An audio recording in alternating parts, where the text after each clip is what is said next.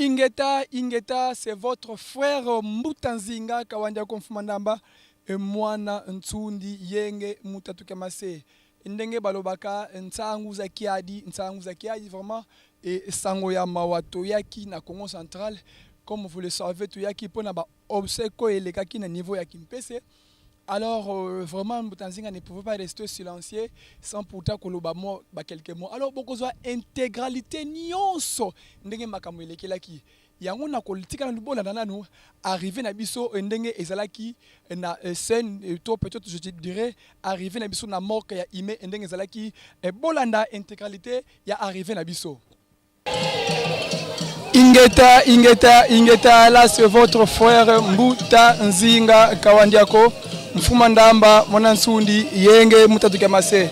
Ingeta tozali na Kimpese tuna ku Kimpese kumorke ya humain kwa kukona makesa mabundi ya Kongo mu mafetizi kwa unu kiaki ndenge boyebi que les 30 zali spécial enterrement ya les adeptes de Mona Kongo na ba événement malheureux oyo elekaki na niveau ya Songololo. Alors Mutanzinga akoki kotika la vraiment croiser le bras na niveau ya Kinshasa et c'est pour cela on s'est rendu ici pour assister à obsèque ndenge ekosalama. Là ndenge bozongo la oui tozali na niveau ya humain oyo toye pona ba recueillement to peut-être pona ko bimisa ba mbuta na biso oyo toko kene kotika bango na place oyo esengeli ndena biso ke ba événement oyo eleka na Songololo ba mbuta wana ti lelo nanu bakundama te et le 30 janvier yango les acquis prévu pour l'enterrement ya ba adeptes wana.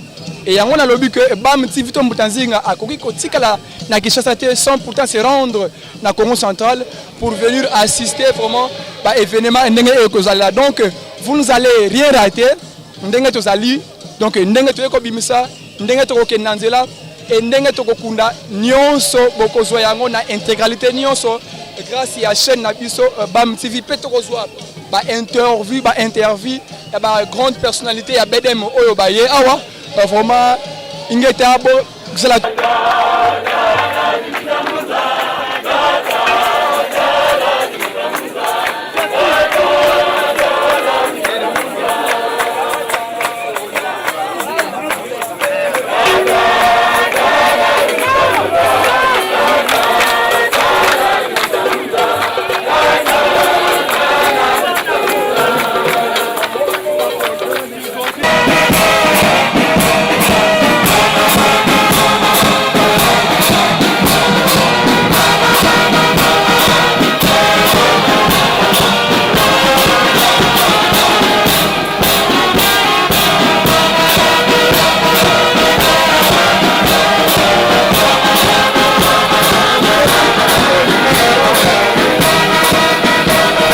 Malanda Ludi Lufwa Kalusobanga Muntuko Muntu Munza Fwaye Butuluka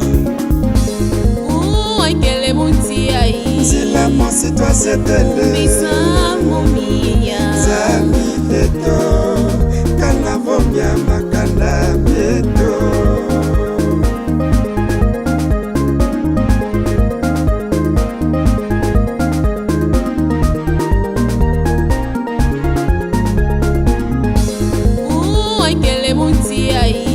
Monsi toi c'est elle Bisa Momiya Zami Eto Kanavomia Makana Mieto Eye muntu nani kwa kuhunu kia kikutsete panga Bazi wele kusimu Kongo Wei kwa kukwendanga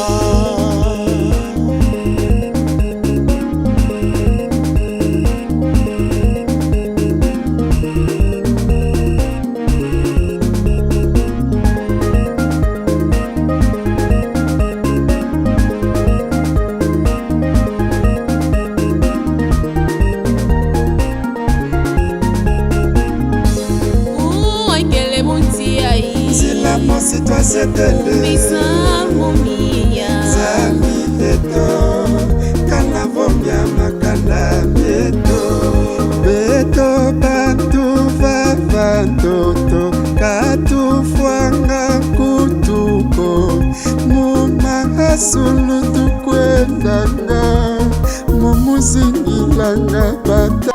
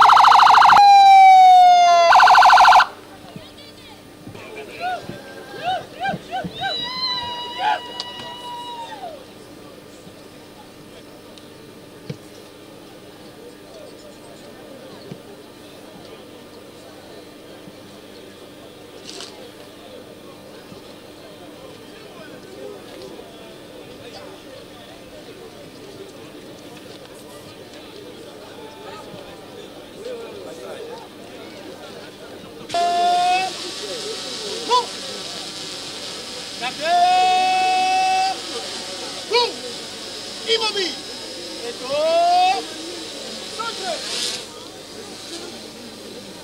Visite à son excellence, monsieur le gouverneur de province.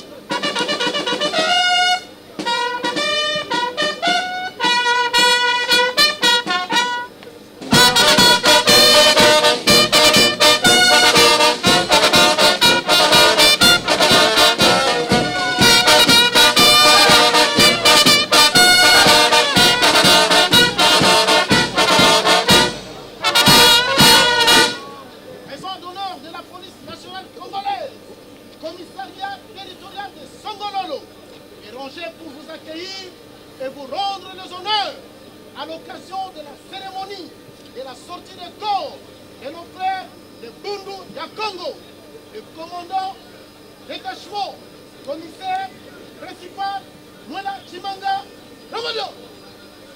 À vos ordres.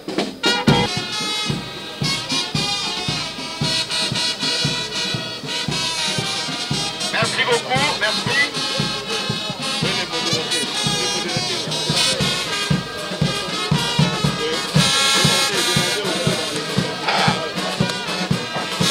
Dégagez, dégagez.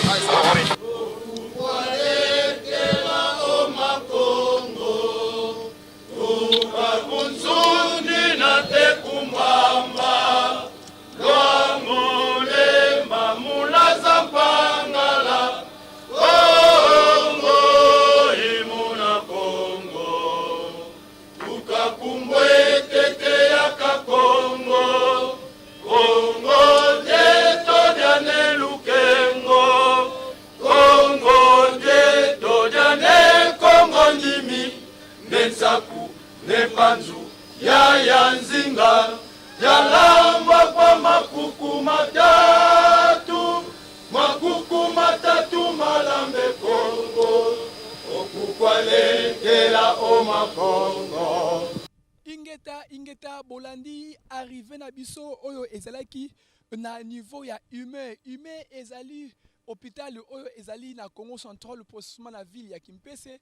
Bolandi arrivé na biso ndenge ezalaki vraiment accueil ezalaki trop chaleureux ne moni ba adepte ndenge bozomona bango ndenge wana vraiment ba yaki ebele batu ebele babulaki que après avoir kobangisa bango bakolimwa bakotika nzoka batindaki bango kutu bakomande ebele mingi yango wana sikoyo tokoleka na ba intervention ya ba autorité ya mouvement vraiment souvent vraiment ezalaki na posa kozwa ba avis ya ba autorité ya mouvement la biso mouvement BDM.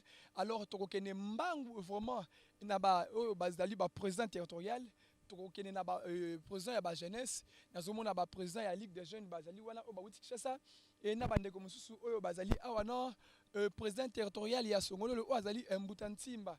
Alors bokola na ba intervention na bango ndenge ezalaki pour à propos ya ba événement malheureux oyo elekaki na niveau ya Congo central vraiment ba commanditaire ya action ba commanditaire ya trouble vraiment na yo peut-être ya action négative elekaki na Congo central bakozala juger alors tout na ba intervention nous ya ba ndeko na biso ya ba chef oyo ya mabele ya esongololo na bandeko mususu bauta ba quelque part ndenge basali ba intervention bolanda ingeta ndenge na prometaki bino vraiment ici ya bakazi intervention ou peut-être aux interview za zimfumu za zone na kala botsubika le intégralité ayon subina vio que là vous allez être informé. Alors tuna ye président territorial ya Songololo mfumu Ntimba. Alors mfumu Ntimba yenge mbuta ingeta mfumu Ntimba tuzevo unu nzikulu aba makesa le 30 janvier dati iunu ifweni. Alors mfumu avia ku à propos ya makesa mo masabuka tuka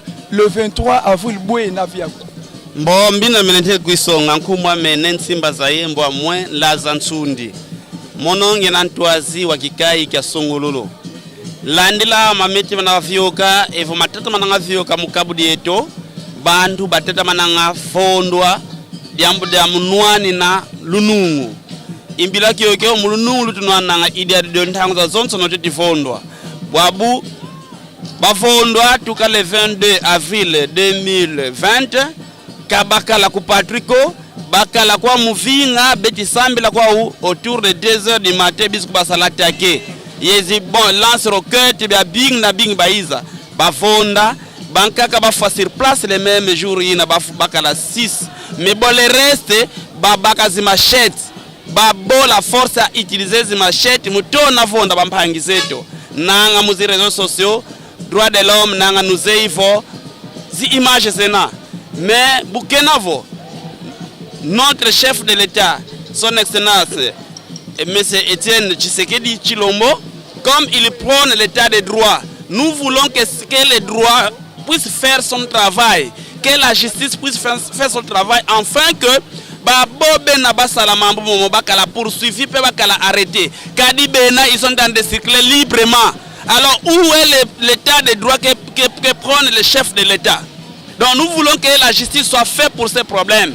Nous ne voulons pas toujours être sacrifiés par des gens, par des intrigues qui n'ont même pas de valeur morale. Non. Que ça puisse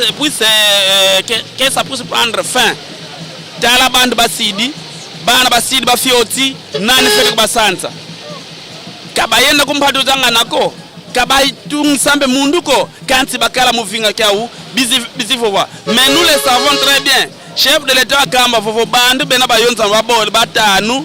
Au plus de 5, 10, bakuba baka biza la police bafuta amande. Mais diambu dengi balebo kubaba kila ye kuiza futa mo amande ye basala Sibir mo basedi Sibir.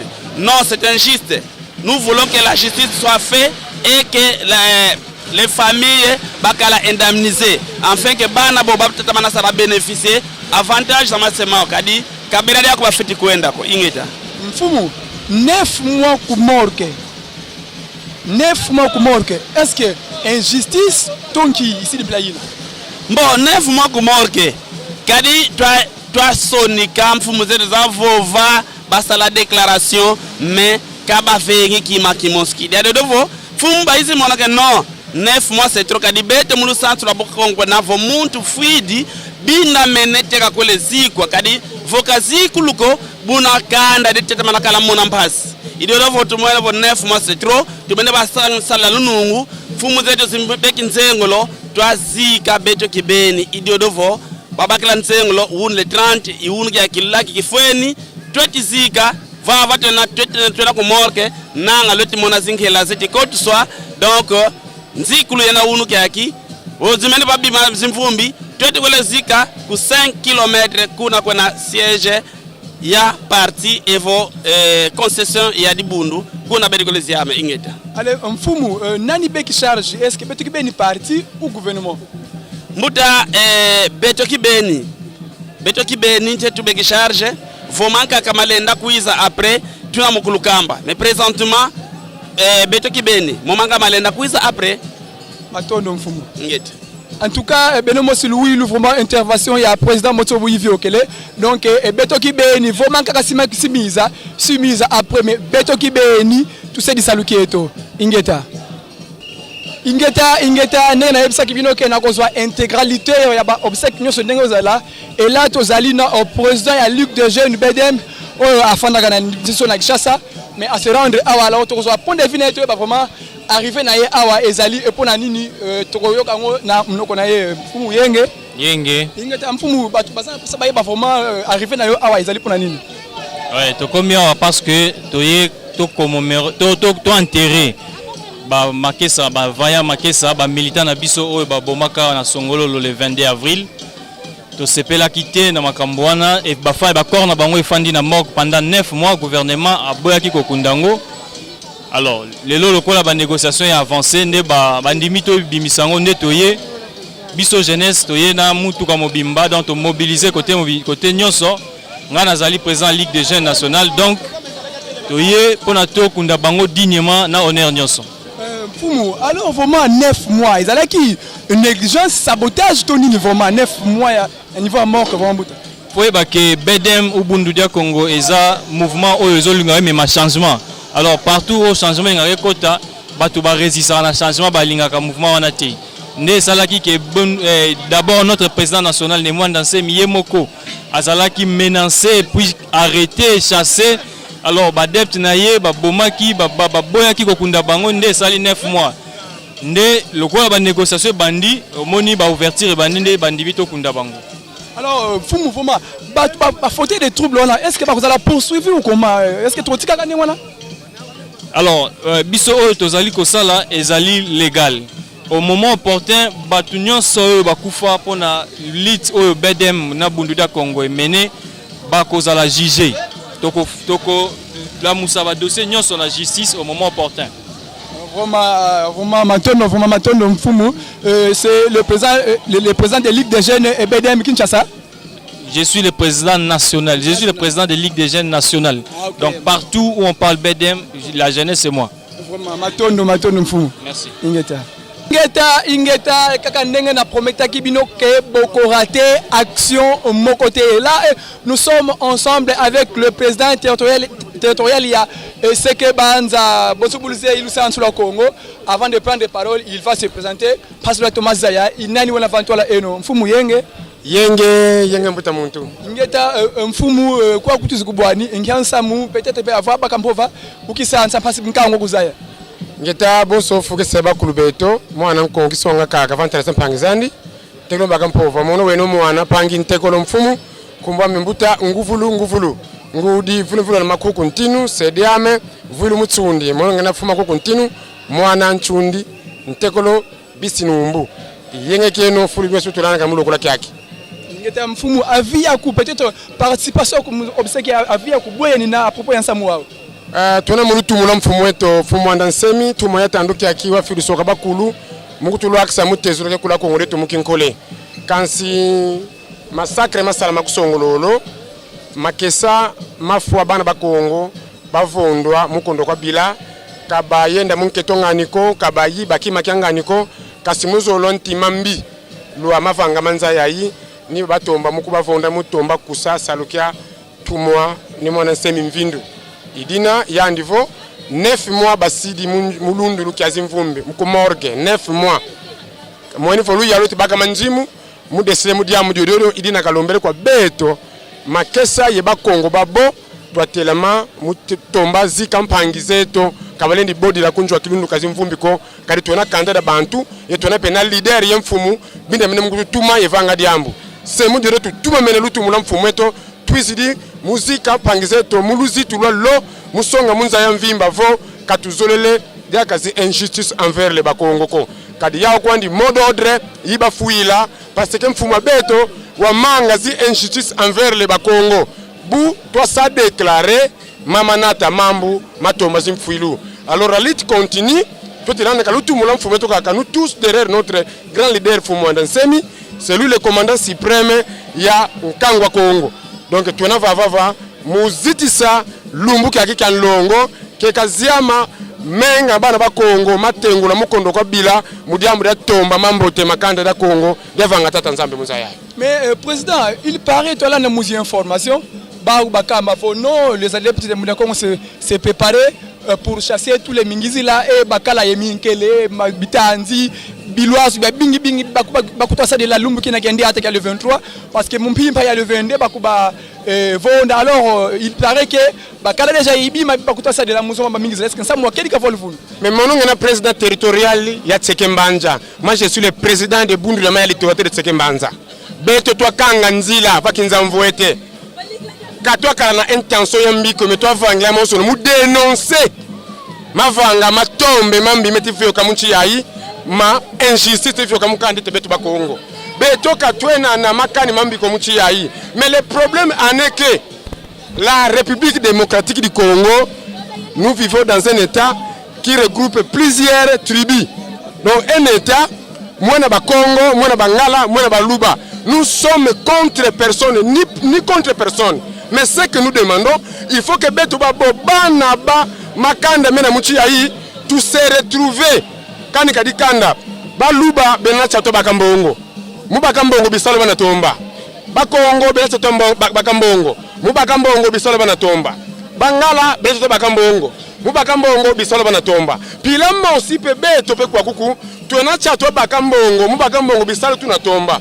Katuzolele ko mu province yetu kibeni ya tuti zingila to kondwa bisalu ye banka betu kwa nda bisabaka bisalu betu na baka beto betu lundile baketo beto bana beto ye kala muyenge donc tuzolele vo twazangi ntwa de munchi ya RDC mais kansi makanda mamo mabota nyonso tu o ezana RDC ba se retrouver ezate ke libota o eza supérieur par rapport à libota oyo biso enchiso to nyango to biso za peuple de Dieu biso za mission ya nzambe apesa na mokili poto orienter batu mwindu nyonso to lingi batu nyonso to vivre elongo mais to lingi juste ezala na katia mboka oto vandi po soki to za na système ya onke pesa bakanda to koloba mingi bako marcher bako basuka suka ba inside ko kwea donc ekozala bien te ba raisonner yango sikoyo tozo kende na gouvernement sika makapacité tozo zela to mona part na biso ba Congo eza wapi soki toza reconnu na mboka oyo ou pas ngana za président territoire Sekebanja barrage ya inga za na territoire na ngai mais kuna na barrage ya inga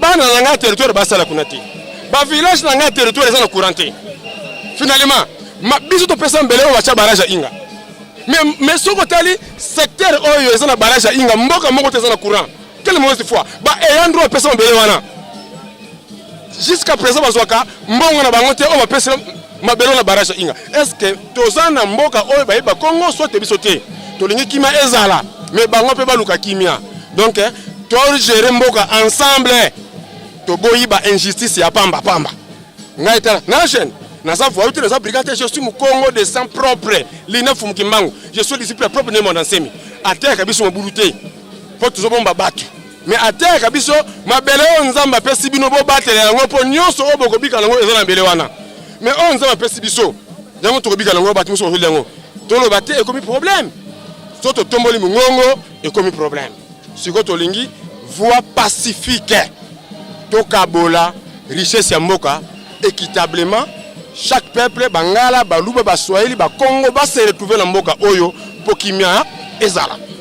Merci maintenant, un message bien réussi. Donc, Bouddha Congo disent tout haut ce que les autres disent tout bas. Il y a un moment qui présente le territorial et à Sekebanja à 100 unions sur presque tout.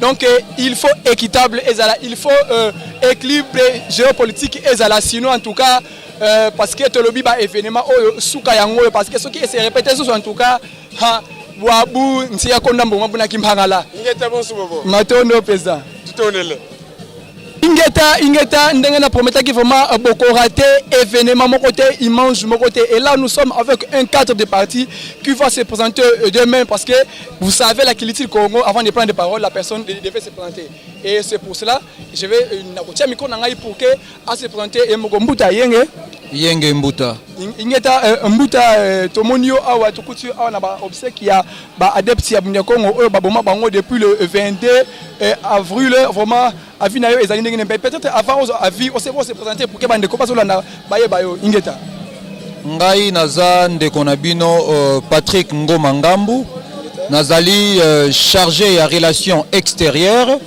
ya parti monene bundu ya Mayala oyo kambami na Nemwanda Semi azali leader pe visionnaire ya parti monene oyo population nyonso bazana sima awa c'est ça ce que je suis dans ces partis. Alors Mbuta avina yo ezali nini approprié à événement malheureux au vraiment oyo le kana niveau ya Songololo avina ezali nini oyebi événement oyo le kana Songololo oyo tokoki kaka koloba ta yango te lelo ceux qui ont dit si matin IDPS plus de 30 ans en opposition, parce que là jamais qu'on couvre la, parce que là jamais qu'on a la victime il y a des dégâts où les gars dans la carte partie oyo. Et les lots toko déplorer pas seulement kakaba o ba koufi mais toko déplorer plus de 1000 adeptes ya Bundu dia Congo oyo tozali victime il y a une justice moko meurtrière. Mais par rapport à l'événement au to kokunda bande konabiso bato bazaki na biso to lité na bango pour être to kwesa Monguna Kabila. Il faut parler les choses, il faut citer le nom. Pourquoi ça Monguna Kabila? Et les lots bato bako boy yango, mais bako boy bazaka bato bazali mal intentionné parce que toyebi yango ke Bundu dia Mayala yende moto asali makasi, yende moto a matérialisé départ ya Kabila. Voilà, c'est ça.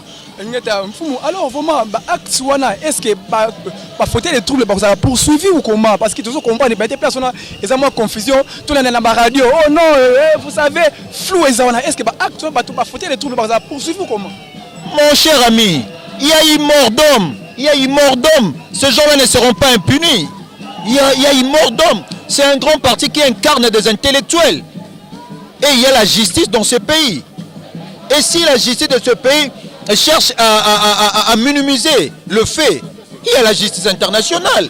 Vous pensez que ce n'est pas un parti à minimiser. C'est un grand parti qui a fait que Kabila les lois kende. Et bateau ba koufi baza ba martyr ya solo, ba martyr ma solo to ba betaka. O za ba martyr ya solo. Oh bazali ba martyr ya solo et ils méritent vraiment comment ce qu'on appelle ba funérailles digne de leur nom et que l'État Nabiso a accompagné Bisson du début jusqu'à la fin. Mais ces gens-là seront impunis, là je vous le promets. Merci. Alors, quel sage conseil vous donnez à notre président de la République qui est le neveu de Bakongo? Là c'est clair, Quant à lui-même, qu'il doit... Regarde la foule qui est derrière moi. Si le caméraman pourrait prendre cette foule qui est derrière moi, le président cette foule doit interpeller le président de la République. Et voilà maintenant, le Bundu dia Mayala n'a jamais travaillé.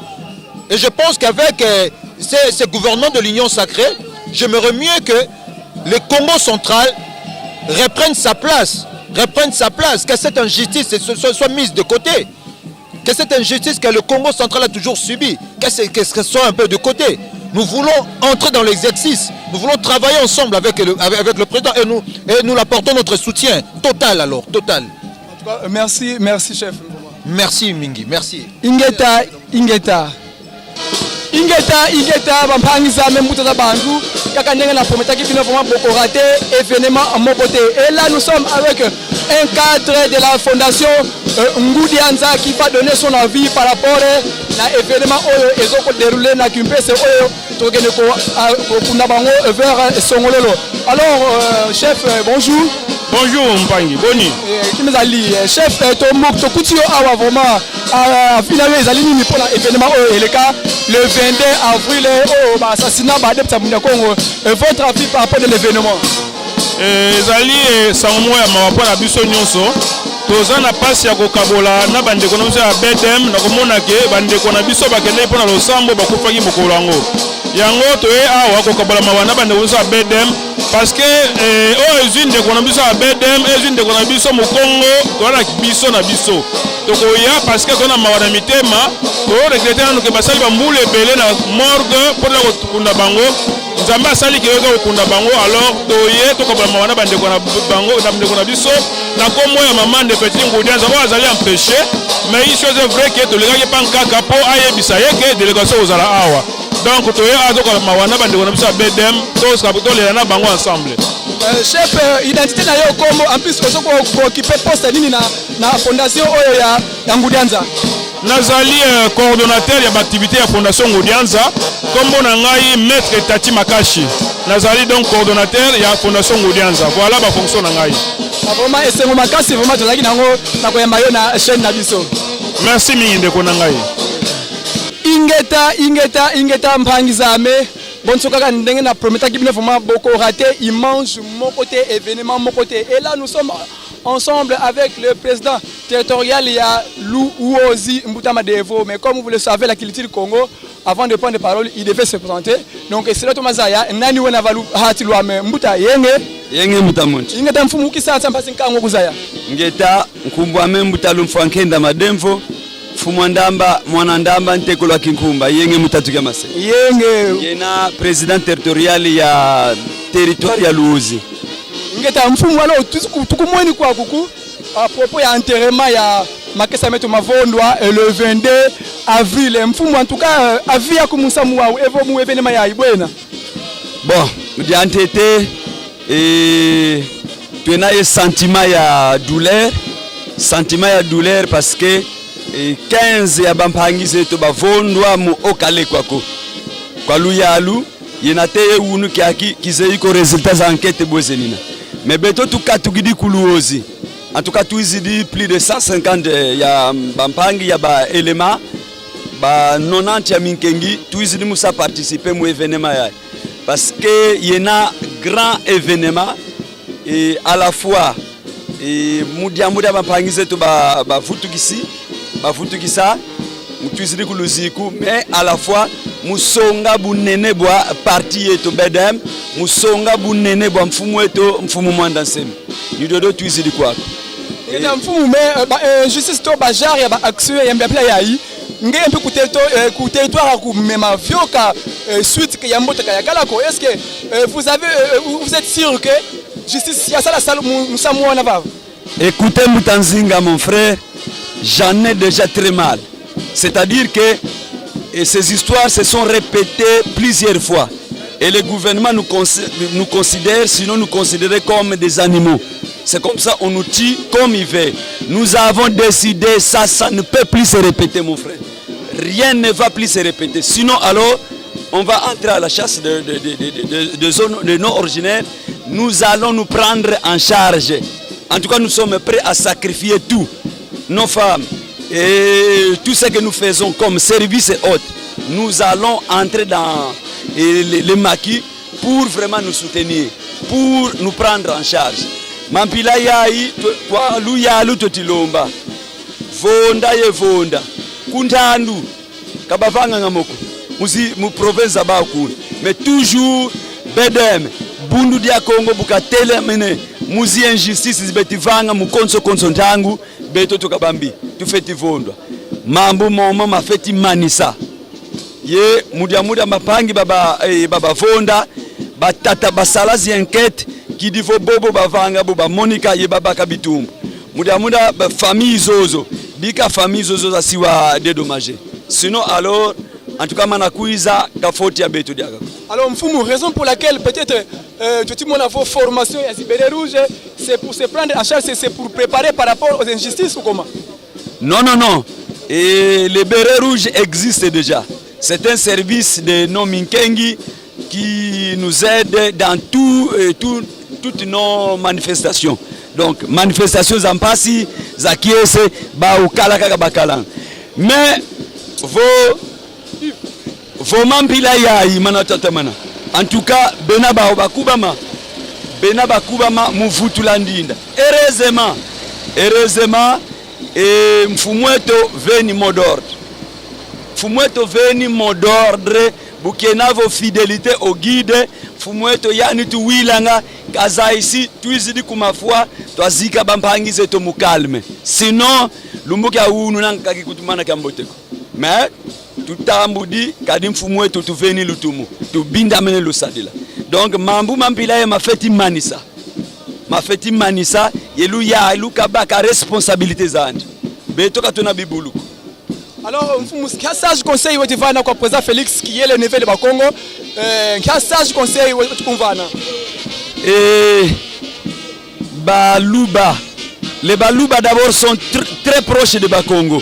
Du point de vue culturel, c'est-à-dire langue, les Baluba sont très proches de Bakongo.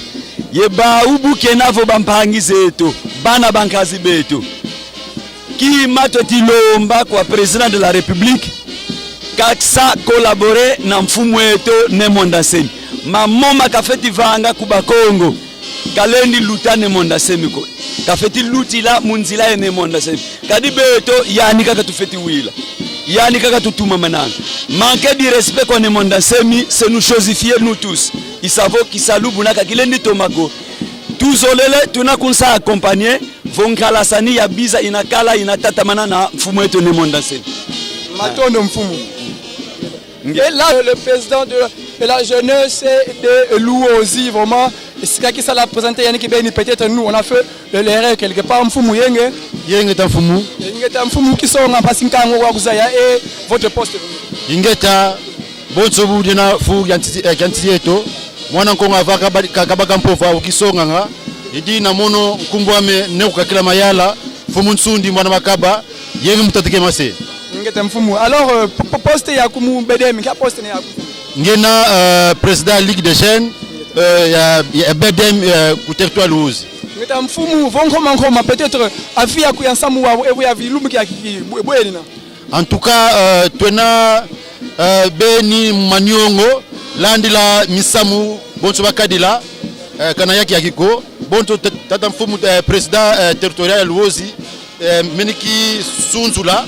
Donc comment on a commun on a kintoa di twizidi ku ime buza bagaba pangize tumkona kubazika ku bagaba hondila mfumu mais la botu buwizi c'est comme si vous êtes en colère, c'est comme si vraiment mpaka sa ibeki masasi bwa en tout cas parce que nitutala tout le monde wonga ngitimona kawonga kome kinkenda kwa kadibu zengi bulutidi zeivo mutu buzengi bulutidi ngantu buhana kadi mfumu wetu utulonga kama mingi me bantu tibwa bukabeti bakulako mwafi ngandi fiofio kwa mujambu dia bantu kabeti bakula malongi mambuta muntu ko mwa fio ngandi fina netu ni fiofio kwa matondo mfumu ingeta là vous avez au micro le président de la jeunesse de notre territoire de Songololo ingeta kanena pomta kibino vraiment boko rater lokote yango bozuma na full et cameraman nanga akoki ko tambusa bili bomona ba full ndenge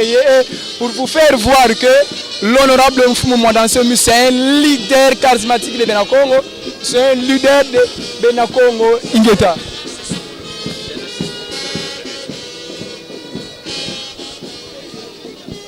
Et là, nous sommes avec un frère, un cadre de la partie qui va se présenter pour que Aeb Sabino Azoko occupe poste et en plus à se présenter par rapport à la Kiliti Congo. Mfumu Yenge. Yenge Mfumu, Mononkumbo Membuta Milandu, Botukadila, Mfumu Nsundi Mwanantadi, Yenge Liaga Mutatu Kamase. Yenge Mfumu. Ngena Umosimu, mu comité ya territoire Songololo, donc Monongena, président de la Ligue de jeunes, territoire Songololo. Voilà. Ngeta mfumu avia kuyansamu wao parce que nsamu wa wavyoka mu territoire yangeye. Kelek. Avia kubwena katika. Avia na vraiment très déplorable ndakamba parce que vraiment diambu dia kutulwa kila on se pose des questions. Pourquoi ça pourrait survenir que chez nous au Bakongo et surtout au BDK. C'est ça qui nous prouve que Mambu Tuvovilanga, soit Mambu notre leader Tuvovilanga, Mena Makedika, raison pour laquelle on est tenté toujours d'agresser les Mwandansemi, pourquoi pas ses adeptes. Et dommage que Bantu Babelevo Ndamunzo Bakele, en tout cas, profil. Donc il faut comprendre l'émotion. Mais Mouta Batou Kemi, il paraît qu'il se préparait pour faire chasse au nord ordinaire et vraiment ils avaient en main des machettes, des armes et des couteaux et avec plusieurs armes vraiment authentiques pour chasser les Mingiz là. Est-ce que là c'est vrai? En tout cas, je pourrais dire ça c'est archi faux. Quand on ne fait plus de son chien, on l'acquise de la rage. En bref, image et tambola tout ça, même le gouverneur, soit à niveau provincial ou national, bazana ba image ou ezaki no bazala ki na kati ndaku pour tout justement prier et ba déranger ki mutute. Mais malheureusement administrateur du territoire ya Songolo loya lobi était bazala ki na patrouille parallèle, ce qui était vraiment archi faux. Donc pour vous dire que c'est une manière de nous étouffer toujours. Alors, Mfumu, est-ce que faute des troubles au Babana, ils seront poursuivis ou comment? Normalement, ils doivent être poursuivis, mais quand cela ne tienne, Mboka ya Congo est rempli d'impunité. C'est-à-dire, même les choses sont claires, mais ils tentent toujours de dévier. Sur ce, toujours qu'on invite conscience, benga conscience ya mutu nyonso, ayeba ko diriger conscience na epona to lukabola mona la bonne gouvernance ya mboka, surtout conscience. Yango pe parti politique na biso devine na biso ezali volonté politique. Donc science, conscience et volonté politique. Donc ça résume au moins la meilleure image dont Dieu a créé l'homme. Voilà aussi notre doctrine. Alors, tel que vous êtes à Songololo, alors, Bakongo Boubeti Lomba départ, il y a Batoubouna qui est le patron de la province centrale parce que Mousson, il y a une responsabilité, Mousson, il y a qu'il faut acquitter pour que Mfumana Semi a récupéré le trône de la centrale. Avis na personne n'est bon, ngala ko loba boyete. Avis wana eza controversé parce que je pourrais dire Nemwanda Semi c'est le leader soit Ntumwa yani longele bakongo et yani pe longele même mbuta atuma tuwana dire que non que na yempe ya bukongo ko c'est trop grave. Disons que Buketi ya la nanga maketo kwa mabanganga uta gouverneur atuma tuwana c'est l'un des kesa dia bundu dia Congo aujourd'hui gouverneur, même s'il y a de quoi que ce soit, même tout initié est d'abord membre quel que soit banzela mutu mususa komi kolanda mais on est toujours membre. Et oui, membre ya Bundia Congo, membre ancien je peux dire membre ya BDK. Alors 9 mois na mort et en plus enquête ils ont mon anaté, les amis. Enquête c'est au monde anaté parce que comme je vous l'ai dit en amont que vraiment ils allaient mauvaise foi. Il y a ba obaza censé ya kosala enquête comme il se doit. Donc pour il y a une mauvaise foi quelque part. Raison pour laquelle BDM, ou soit au nom de Nemwanda Semi, nous avons décidé d'enterrer nos adeptes, soit nos membres, pour aujourd'hui. Voilà mon frère. Vraiment, c'est déplorable. Matondo, Mfumu, intervention en tout cas, on est vraiment de cœur avec vous. Merci beaucoup. Je salue tout le monde. Mbouta Milan, Mfumu Sundi, président de Ligue, Jeunesse Songololo. Merci. Matondo. Tikolanda. Bouti Kolanda vraiment. Intervention ya bande konabiso vraiment et salinga passe nazo comme tout na oui un état de droit réellement vraiment tout ça la pose nango alors na ko bana pas présent Fati tel que tout ça ko prôner état de droit il faut batu o ba sali makambu oyo basa la poursuivi basa la juger et condamner vraiment nazo ka moi na komona na tête ya province na biso un fils bena Congo qui est mbuta atuma tubwana ba acte ya boye eleki na province na yo et 9 mois sans suite. Alors mbuta atuma tubwana toza na posa to ka réaction na yo suite ya makambu oyo toza na posa to mona ba fauteur de troubles wana ba criminel wana et sengeli basa la juger et plus condamné parce que o basali ezali génocide na Congo central makambu oyo et comme la kaka mouvement to bengi ibundu ya Congo. Et pourquoi makambu oyo il fait comme la kaka mouvement to bengi ibundu ya Congo? Non, trop c'est trop, trop c'est trop. Cette fois-ci il faut makambu échanger. Et d'ailleurs, si vous êtes incapable na cause la au sommet à Congo central, laissez la trône. Les trônes, je peux dire. Laissez les trônes. Alors, je donne raison. Naba Congo, oh, bah ça dit pétition. Pour que vous m'en comme un gouverneur à Congo central, la peste bango raison. Parce que n'engeni makamabo il faut les cas. Alors, 9 mois après, non, ce n'est pas juste. Bamde konangai na diaspora, bamde konangai bayindo na mokili mobimba. Bolanda intervention ya gouverneur mbuta atuma tubwana boyoka intervention na ye vraiment par rapport à intervention salaki na makambo ndenge lekelaki vraiment et pesingai kanda en tant que fils de Benakongo en tant que un adepte de Bundia Congo je suis très fâché na komona a vraiment comportement oye affiché qui na discours wana alobeli makambo autrement et la réaction sur le terrain et ça autrement vraiment et ça qui va passer parce que sont qui autrement mais les communauté a trouble mais les si bakangama mais les si déjà bazala jugé parce que 9 mois yangoyo tout kokuna bango na 9e mois ce n'est pas possible et depuis le 22 avril ti lelo ezali possibilité vraiment bande konanga vraiment to landa maloba gouverneur biso ndenge ezalaki Bambuta ibaya yenge keno yenge tiaka yenge mutatu ke mase Mon nom est Matouana Nkoulouki, Mfouma Kenzazinga, Mwananzinga. Yenge, non? Honorable Président, honorable député national, honorable député provinciaux, messieurs les ministres provinciaux, messieurs les membres du territoire assistants de Songololo, distingués invités, chers membres, les mots sont difficiles à prononcer en pareille circonstance. Oui, nos frères sont morts. Oui, ils sont vivants. Parce que dans la culture africaine, les morts ne sont pas morts. Ils sont dans l'eau, ils sont dans l'air, ils sont dans les arbres. Ils sont vivants. Ça, c'est la culture africaine. Birago Diop l'a bien dit. Au nom de son Excellence le Président de la République, au nom de son Excellence Monsieur le Vice-Premier de l'Intérieur, ils m'ont prié d'être présent à cette cérémonie pour représenter l'État. Notre présence ici, c'est pour réconforter, accompagner tous les membres de BEDEM face à cette dure épreuve. Mais comme j'ai dit tout à l'heure, la vie a du prix devant tout le monde.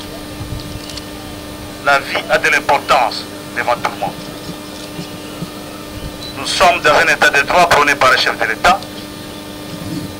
Face à cette situation, notre justice continue et continuera à faire son travail. Confiant en notre justice, nous avons la ferme assurance que de bons résultats, que les coupables seront connus et condamnés. C'est le souhait que nous émettons en ce jour et nous prenons l'engagement de pouvoir continuer à suivre ce dossier pour que notre justice, avec notre accompagnement, puisse arriver à trouver les bons résultats que tout le monde attend. Aux familles éprouvées, nous avons décidé de vous accompagner au nom du gouvernement provincial pour que tout se passe dans de bonnes conditions. Nous avons été à Kinshasa rencontrer les grands leaders, l'honorable Mwananzinga, mais avec qui nous avons échangé. Il a décidé de nous envoyer son vice-président qui est avec nous ici, que nous remercions. Nous espérons que depuis le début de cette cérémonie, tout se passe bien. La police annonce, c'est un signe de la présence divine. Nous allons accompagner nos frères et sœurs jusqu'à Songololo, à leur lieu d'inhumation. Nous implorons les mains des ancêtres pour que leurs âmes reposent en paix. Que dire de plus, sinon vous remerciez tout le monde pour cette attitude de paix, de concorde, de calme que nous affichons tous tout au long de cette cérémonie, tout au long de ces obsèques. Merci. Merci à l'honorable Mwananzinga qui a lancé un message de paix. Parce que, a-t-il dit, c'est dans la paix, quels que soient les problèmes, c'est dans la paix qu'on arrive à construire ou à reconstruire la société. Je vous remercie. Ingeta bolandi oyo ezalaki intervention ya gouverneur na biso ya Congo central qui est Mbuta Atumatubwana. Alors boyoka pe discours oyo ezalaki ya vice-président VP ya Bundu Diamayala et Mbuta Wampuna. En tout cas Mbuta Wampuna, merci pour le discours. Merci pour na kibakala mon discours d'Ampilaïna malgré le choc, malgré douleur de mon team. Mais en tout cas, au manifester volonté moko boye vraiment ya koloba discours en plus devant ya ba autorité wana. En tout cas, et c'est ngozala qui m'a cassé na komona et discours en ngona. Alors mba ça bantu tout là un discours du vice-président qui est le vice-président de notre parti Bundu Diamayala ndenge elekelaki. Alors vraiment tout là na bongo to commenter na retour nango ingeta.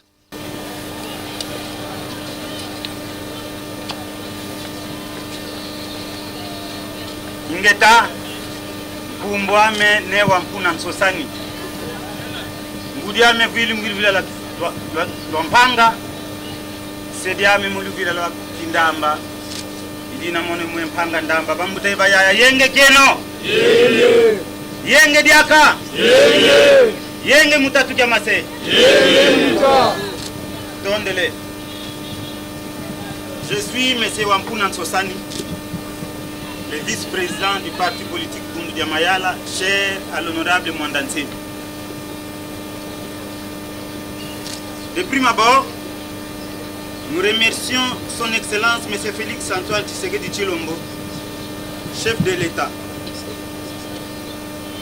Nous remercions son Excellence M. le vice-premier ministre, ministre de l'Intérieur, Sécurité et Affaires coutumières, et particulièrement à son Excellence M. le gouverneur du Congo central, pour son implication personnelle afin d'aboutir à l'animation de nos martyrs pour le combat d'un État de droit.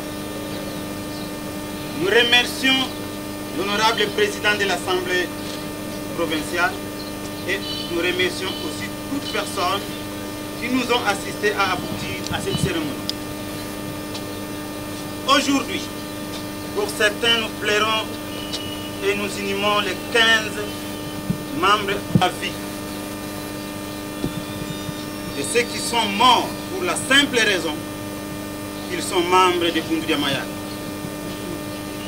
Ils sont morts pour la simple raison qu'ils se sont réunis pour rendre grâce à Mfumu Omakongo, notre Dieu. Mais surtout parce qu'ils sont les petits-fils de Mfumu Mwandansemi. Oui, je parle bien de la vie. De la vie. De la vie si sacrée de nos 15 membres qu'ils chérissaient autant. Malheureusement, leur vie a été ôtée par des gens remplis de haine, remplis d'animosité contre les membres de Bundu Diamayala, guidés par un souci de discrimination, d'extermination des adeptes de Bundu Diako. Je parle bien entendu d'extermination de nos membres. Qu'avait-il commis comme crime pour mériter une mort si crapuleuse? Qu'avait-il commis comme faute pour mériter une mort si douloureuse? Qu'avait-il fait si cruel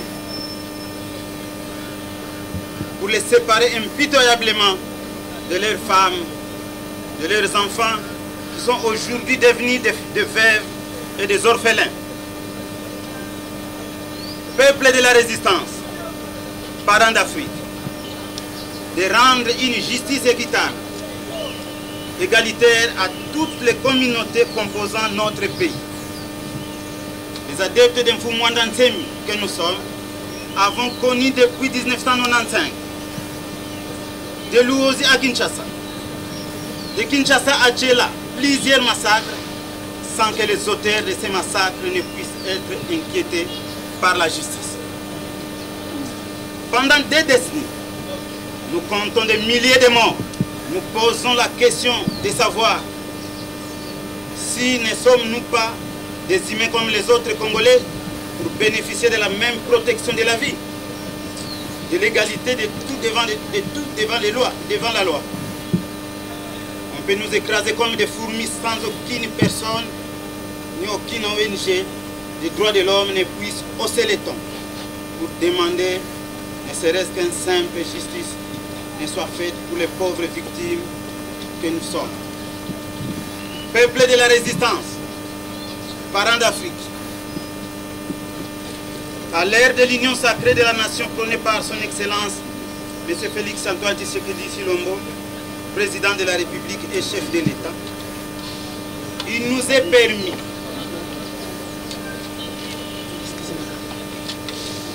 d'espérer de vivre un vent nouveau, d'espérer une paix dans nos cœurs, d'espérer que nos plaies seront cicatrisées afin que nos plaies prennent fin aujourd'hui.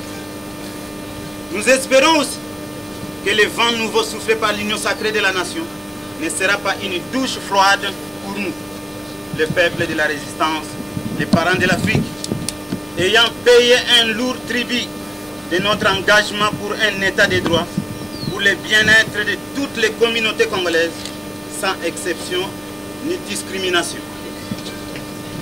Sur ce, Fumu Mwandansemi et son parti politique Bundudia Mayala, accusés à tort d'être à la marge de la République et de ses institutions, sont fin prêts à porter leur expertise pour accompagner les chefs de l'État et pour soutenir les institutions du pays en tant qu'acteurs actifs.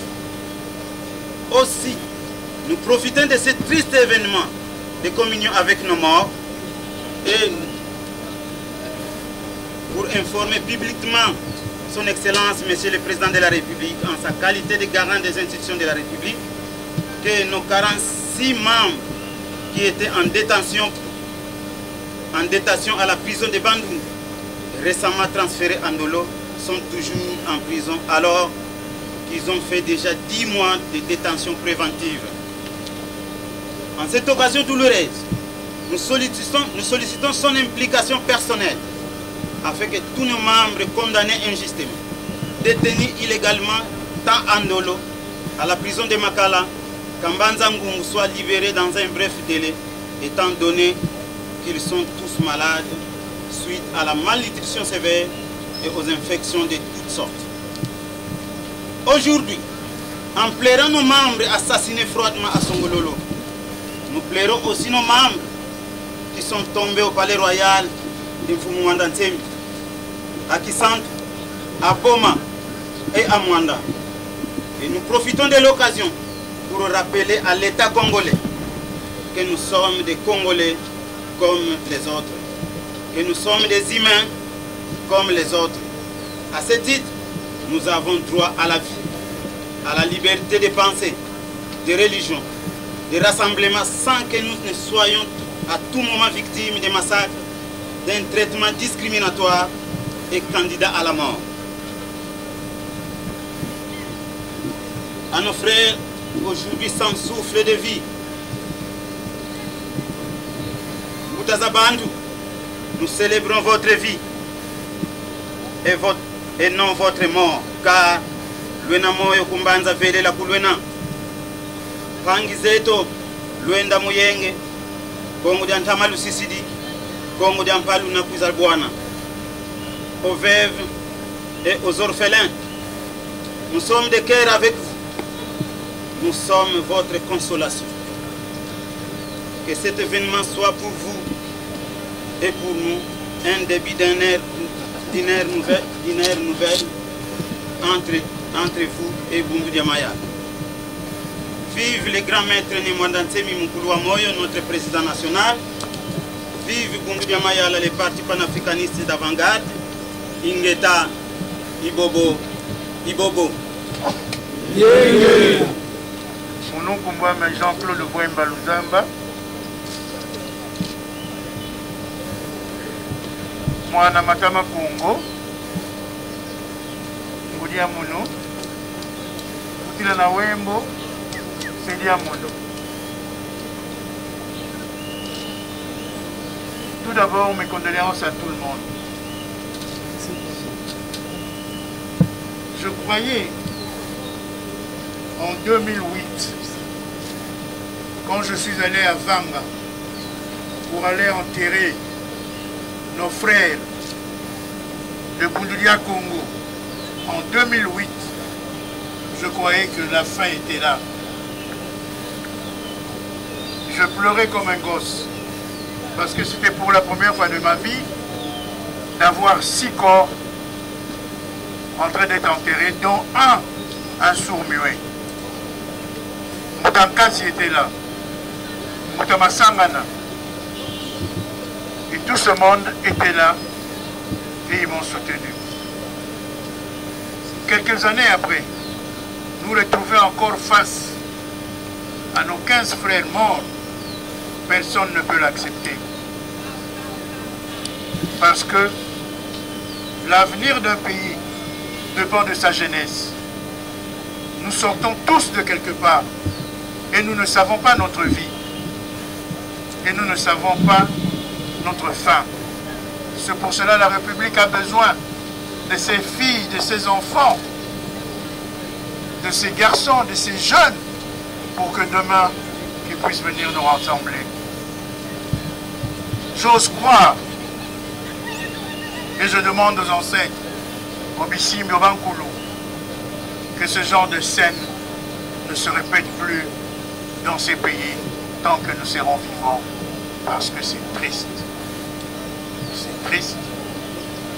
Mais, comme vient de le dire le vice-président national, la vie commence. Et elle doit commencer aussi pour nous tous, afin que un jour, la joie puisse être faite dans ce pays et non se retrouver avec 15 morts. En espérant que la justice, qui est en train de faire son travail, continuera jusqu'à la fin. Je vous remercie tous. Merci, merci. Et que leur âme reprenne la vie. Ingeta Ibobo Ibobo.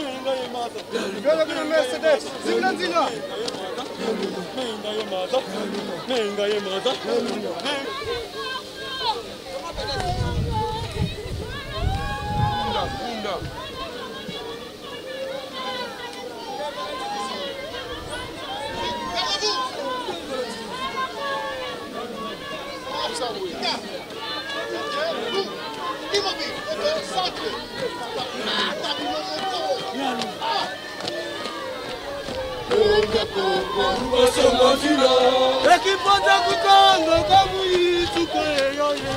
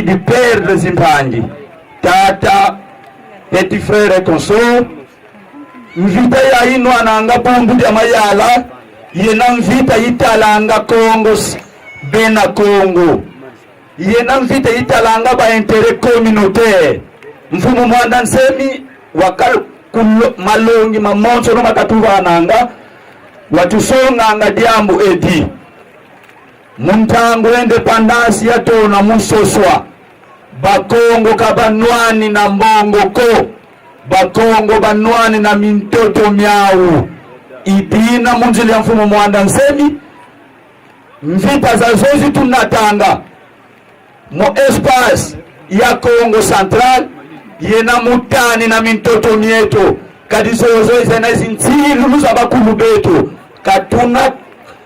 katuna kwenda l'encontre ya ntilu luzozo ko.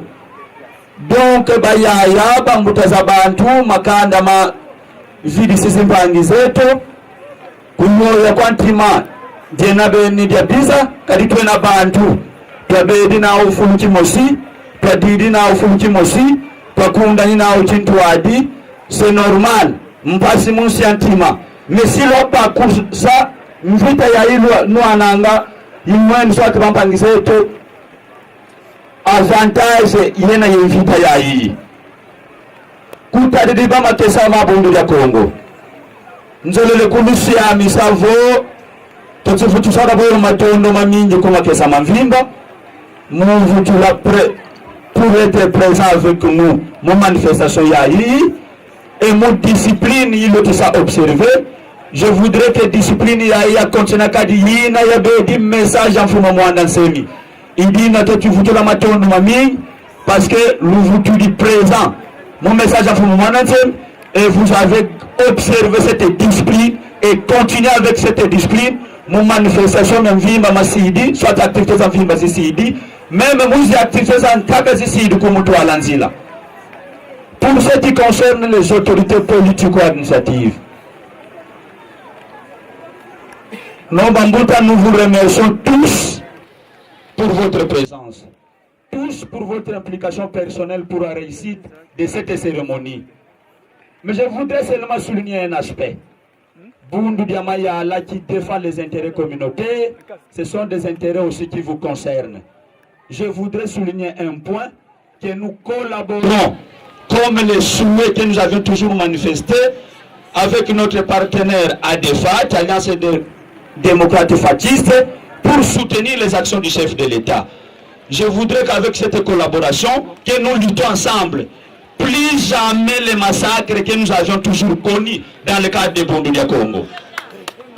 Nous vous souhaitons que vous continuez toujours à nous protéger, continuez toujours à nous soutenir, parce que la défense des intérêts que nous sommes en train de faire l'objet dans l'espace Congo vous concerne aussi. Et en tant qu'acteur politique actif, je crois que nous espérons que votre combat aussi en tant qu'acteur politique, c'est pour que vous laissez une richesse à la génération future. C'est comme ça que cette génération future sera reconnaissante à votre endroit. Et vous allez écrire une histoire particulière. Voilà un peu ce que je pouvais vous dire à l'endroit des autorités politico-administratives. Mon combat Mfumoto ne Mwanda Congo Tulombelebo, Ileka, Libobo, Libobo. Lofwa Inzila ya beto babonsono tusidi yempase muntima kwange mpangi kutusisidi wenda kyambote kusimoko wenda kwa yeye mpangi utisidi tomanyata mundi balu kwasi kwa bana kusimu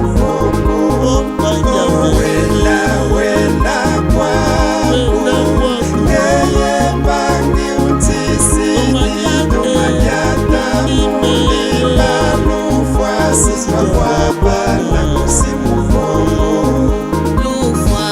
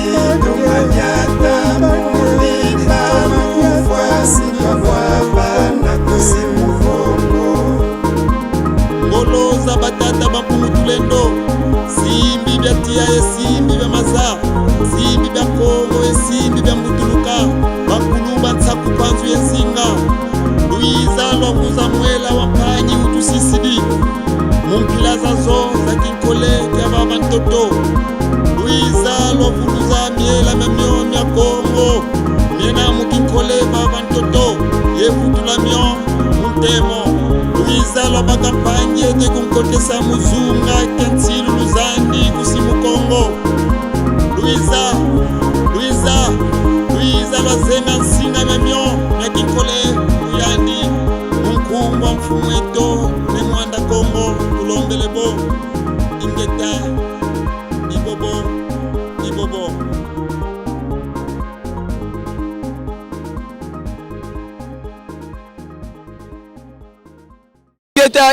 ingeta mbuta nzinga kawanja ko mfumanda mamona nsundi yenga mtoto kamase vraiment ndenge na promota kibino ke na koya ko sala reportage à partir à Kimpese jusqu'à la Songololo et awa tozali na Songololo bisika oyo vraiment to ko sala ba enterrement ya ba adepte na biso vraiment ne na ibisa kibino ke boko raté immense moko te na se ya mbula na ba difficulté nyonso na ba passe nyonso mais en tout cas tozala ki wana pona ko survie pona ko sala musala pour que vous allez informer au temps réel. Donc, bamakesa bimaki na manque ya email.